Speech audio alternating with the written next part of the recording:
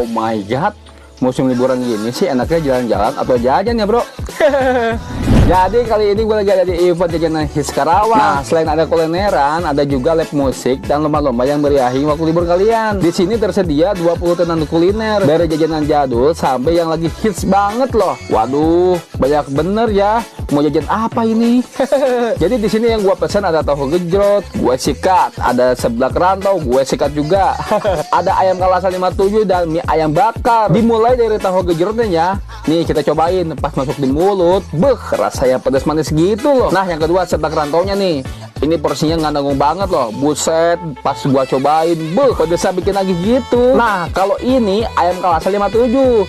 Gue pesannya dibakar dan goreng juga, bro. Bumbunya meresap banget, dagingnya nggak alot, dan rasanya pas. Apalagi dicocok sambal gini, ajib. Dan terakhir mie ayam bakar. Pas gua cobain, rasanya enak banget loh. Wangi